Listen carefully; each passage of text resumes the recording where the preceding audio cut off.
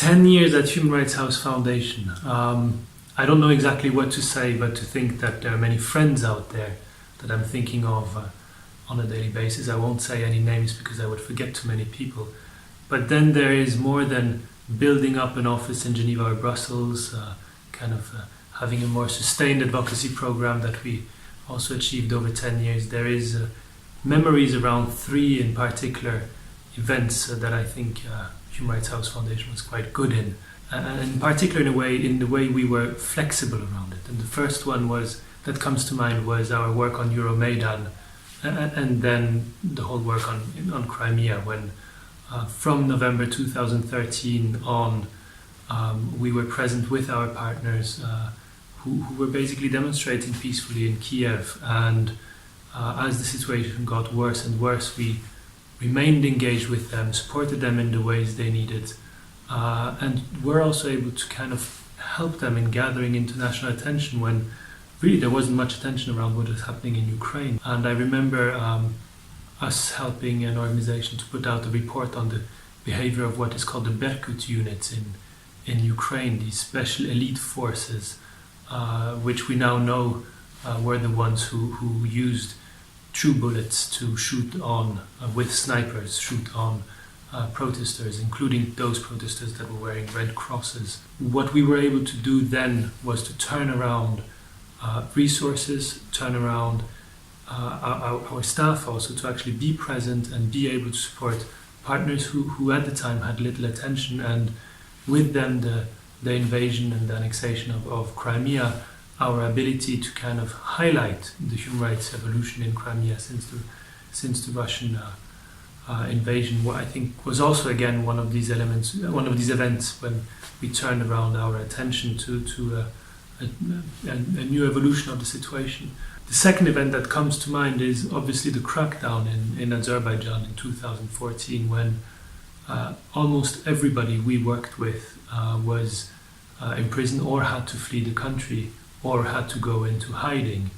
And when we then took a very special role for Human Rights House Foundation, rather than being in a supporting role of human rights defenders, we ended up being in a leading role, because the Azerbaijani human rights leaders were all in prison or had to flee the country. And the way we then had to work for a year, 2 years, was very special for us. It was very different from how we used to work. But we were able to take up that role until then others also came in. Again, 2014 was not necessarily a time when there was that much attention on Azerbaijan, and I think we're also helpful in having more international human rights organizations paying attention to Azerbaijan, with now quite a strong coalition working on Azerbaijan. Of course, many people have been released since then, and in a way, the situation today is, if there is a normal, is back to normal. And then the third kind of turnaround, and I'm mentioning all of these turnarounds because I'm proud of the way that we were flexible in the advocacy work at Human Rights House Foundation. The third turnaround is the evolution in Poland. We knew the ill Democrats from Hungary, but we wouldn't ever have expected in 2015 and then in 2016 such a rapid deterioration in Poland, with a judiciary being basically taken under control of the executive, with smearing campaigns against key figures of the Polish human rights institutions, from the ombudsman to key civil society leaders. And Poland was not a country that was on the radar of the human rights organizations. Poland was not a country that was necessarily in our budgets, in our plans of actions and so on. But we were able to turn around to come in when others were not able to be as quick and swift. And I think I'm leaving HRHF with a sense of immense pride by the fact that we were able to come in when others were not there yet, and to kind of fill gaps when it was needed. And of course, leaving Human Rights House Foundation, there's one person I'll keep in mind, that is Intigam Aliyev, this immense lawyer in Azerbaijan. He has submitted 140 cases to the European Court of Human Rights.